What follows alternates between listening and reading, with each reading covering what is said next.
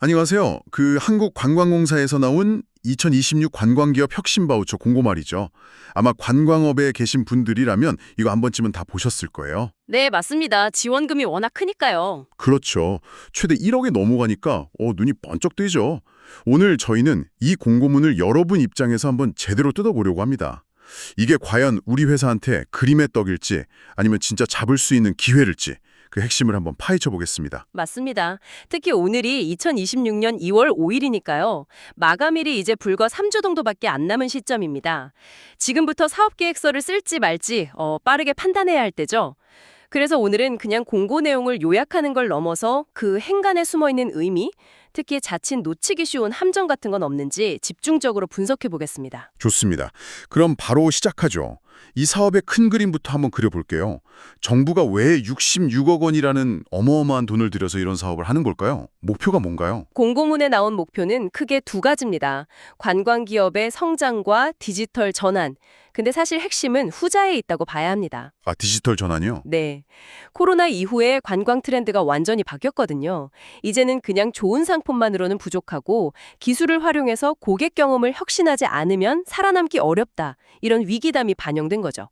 AI나 빅데이터 같은 기술을 도입해서 체질 개선을 하라는 그런 명확한 신호입니다. 아하, 그러니까 단순히 돈을 주는 게 아니라 디지털 혁신이라는 미션을 주고 그걸 수행할 기업을 뽑겠다 이런 거군요. 총 78개 기업을 지원한다고 되어 있는데 지원 방식이 좀 독특하더라고요. 바우처 방식이라고. 이게 현금 지원이랑은 어떻게 다른 건가요? 네, 바로 이 지점이 첫 번째로 딱 짚고 넘어가야 할 핵심이거든요. 바우처라고 하면 이게 현금이라고 생각하기 쉬운데 그게 아니고요. 현금이 아니면요? 차라리 상품권이나 포인트에 가깝다고 보시면 이해가 빠릅니다. 자료에 있는 바우처 발급 및 정산 흐름도를 보시면 명확해지는데요.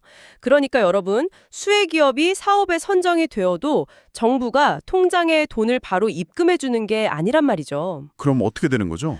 먼저 여러분은 필요한 서비스를 제공해줄 서비스 제공기업 목록에서 파트너를 찾아서 계약을 맺어야 합니다. 예를 들면 우리 회사 앱을 만들어주세요 하고 계약을 하는 거죠. 네네. 그러면 한국관광공사가 그 서비스 제공기업에 직접 대금을 지급합니다. 여러분은 그 과정에서 돈을 직접 만질 일이 없는 구조예요. 아하, 그렇군요. 그러니까 정부가 일종의 디지털 전환 서비스 마켓을 열어주고 선정된 기업한테는 거기서 쓸 수 있는 거액의 상품권을 주는 셈이네요.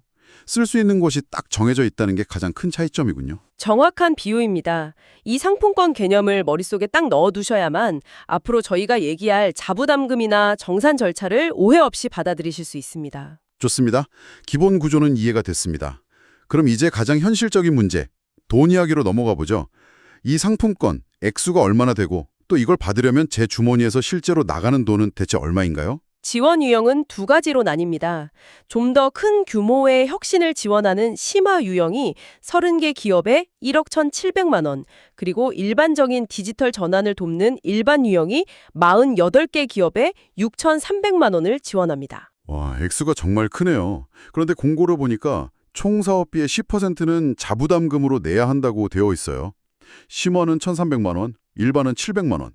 그러니까 1억 3천만 원짜리 프로젝트를 1,300만 원만 내고 할 수 있다는 건데 솔직히 이거 너무 조건이 좋은 거 아닌가요?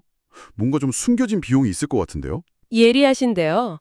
바로 그 지점에서 정말 많은 대표님들이 실수를 하세요. 아, 그런가요? 네, 결론부터 딱 말씀드리면 실제로 부담하셔야 할 돈은 그 2배라고 보시면 됩니다.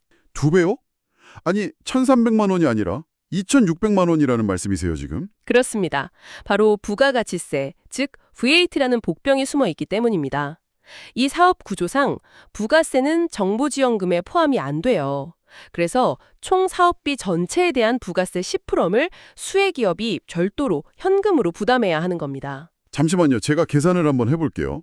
심화 유형을 예로 들면 정부 지원금이 1억 1,700, 제 자부담금이 1,300.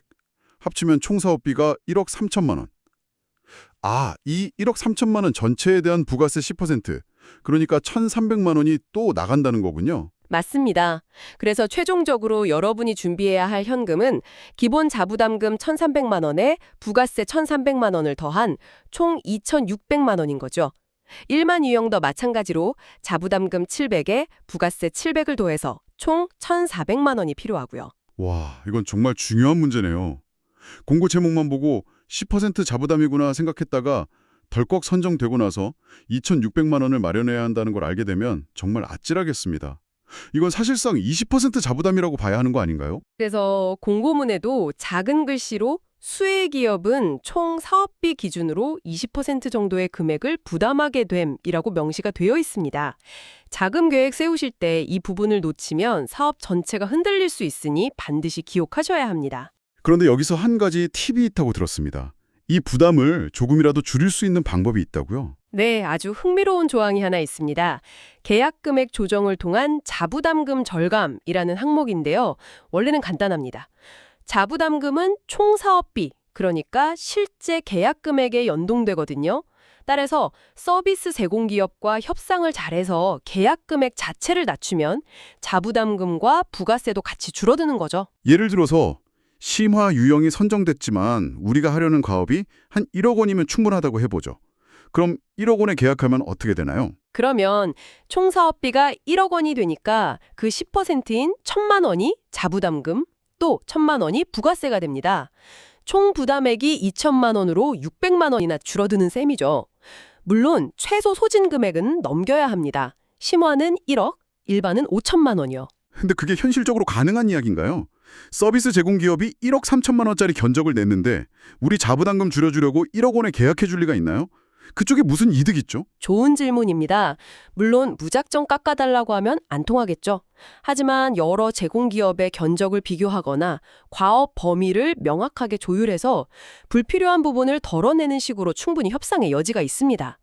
제공기업 입장에서도 확실한 정보 프로젝트를 수주하는 거니까 합리적인 수준의 조정에는 응할 가능성이 충분히 있습니다. 무조건 최대 금액을 꽉 채울 필요는 없다는 점 기억해 두시면 좋습니다. 알겠습니다. 자금 문제는 이 정도로 정리하고요.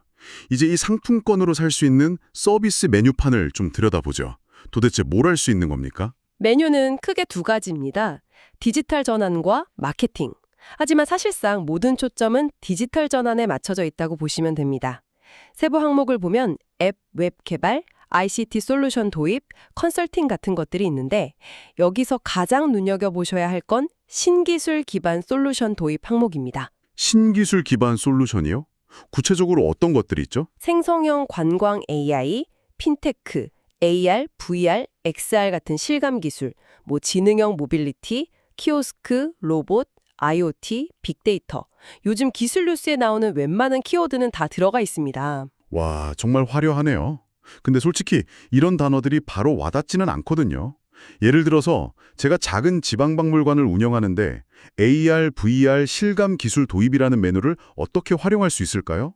무슨 거창한 VR 게임이라도 만들어야 하나요? 아주 좋은 질문입니다. 그렇게 거창할 필요가 전혀 없습니다. 예를 들면 박물관의 옛날 흑백 사진 자료를 AR 기술과 결합하는 겁니다. 관람객이 특정 장소에서 스마트폰으로 QR코드를 찍으면 화면의 현재 모습 위로 과거의 풍경이 싹 겹쳐 보이는 거죠. 이게 바로 AR 기술을 활용한 경험 강화거든요. 이 사업은 그런 작지만 창의적인 아이디어를 지원하려는 의도가 아주 강합니다. 단순히 홈페이지 하나 예쁘게 만드는 수준의 지원이 아니라는 걸 이 메뉴판이 보여주는 거죠. 그렇군요. 결국 우리 사업의 문제를 해결하고 고객 경험을 높일 수 있는 기술이라면 뭐든 가능하다 이런 뜻이네요. 그럼 다른 카테고리인 마케팅은 어떤가요?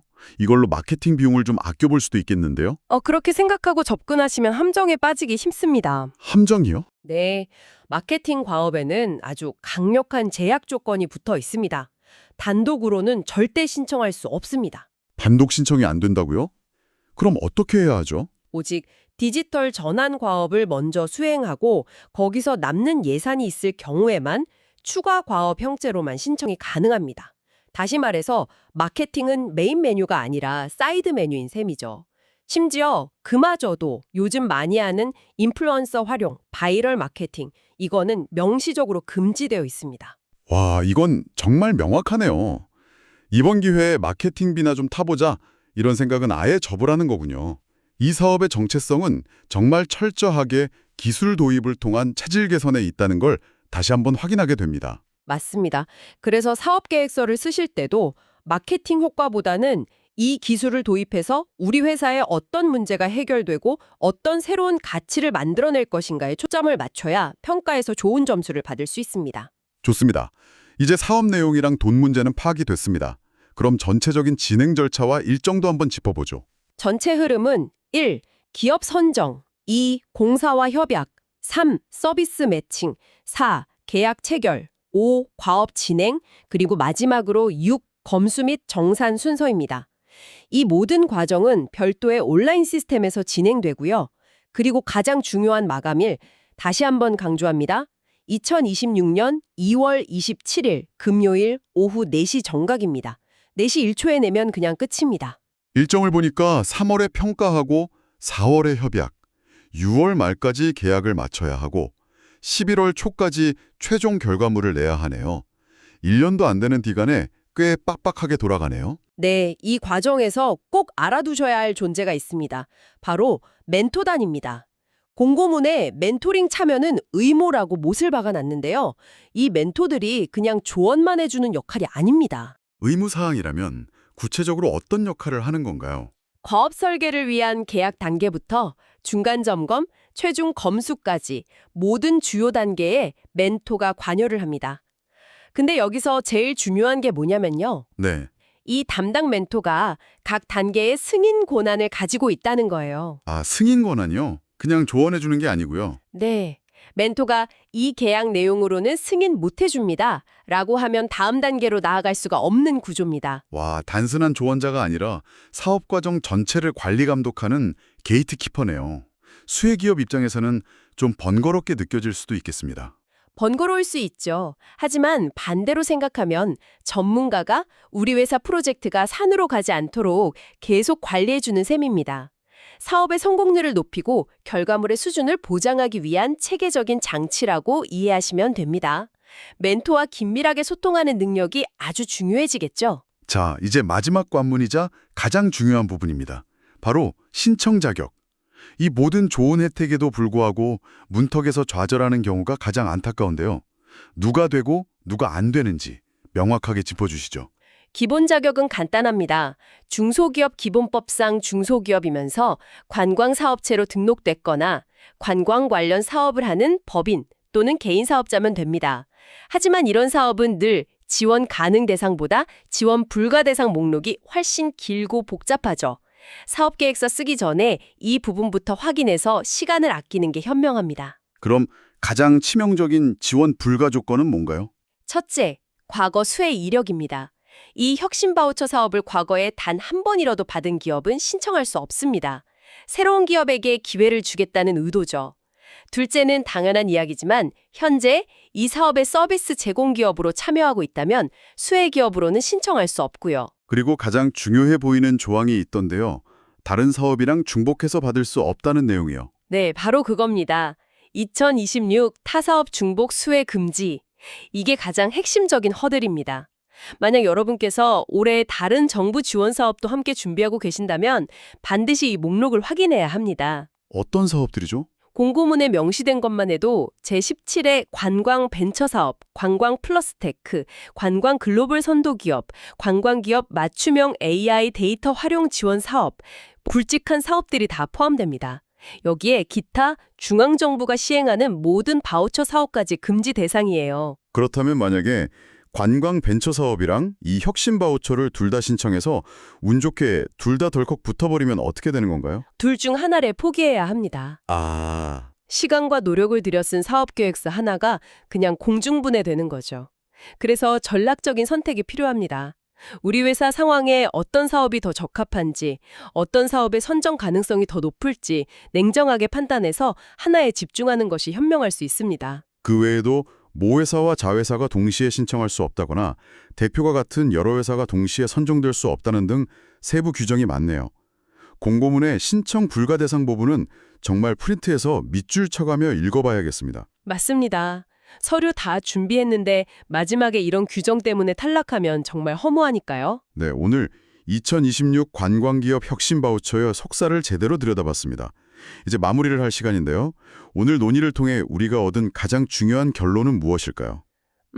이 사업은 단순히 돈을 주는 자금 지원 사업이 아니라는 점, 디지털 전환이라는 명확한 목표를 향해서 전문가 멘토단의 관리하에 진행되는 체계적인 혁신 프로그램이라는 본질을 이해하는 게 가장 중요합니다. 그리고 겉으로 보이는 10% 자부담이라는 달콤한 말 뒤에는 부가세를 포함해서 실질적으로 총 사업비의 약 20%에 달하는 현금을 마련해야 한다는 현실적인 과제가 있다는 점. 이것도 절대 잊으면 안 되겠습니다. 주요 관광 지원 사업과의 중복수혜 금지 조항도 마찬가지고요. 그렇죠.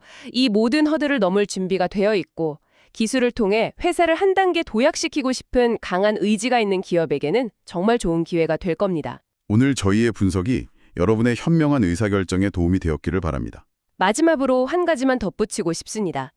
이 지원 사업은 정부가 관광산업의 미래를 어떻게 보고 있는지 보여주는 명확한 신호입니다. 기술 혁신 없이는 미래가 없다는 거죠. 그래서 저는 이 사업에 지원할지 말지를 고민하는 것을 넘어서 조금 다른 관점의 질문을 던져보시라고 제안하고 싶습니다. 어떤 질문이죠? 이 공고문의 서비스 메뉴 파넬을 우리 회사를 비추는 거울로 한번 사용해 보시는 겁니다. 생성형 AI, 빅데이터, AR, VR. 이 목록은 정부가 생각하는 미래형 관광기업이 갖춰야 할 역량 리스트나 다름없거든요. 지원 여부와 상관없이 이 메뉴판과 비교했을 때 우리 회사는 지금 어디쯤 와 있는가를 한번 자문해 보는 거죠. 거기서 발견한 격차와 가능성이 어쩌면 이 지원금을 받는 것보다 더 값진 혁신의 출발점이 될 수 있습니다.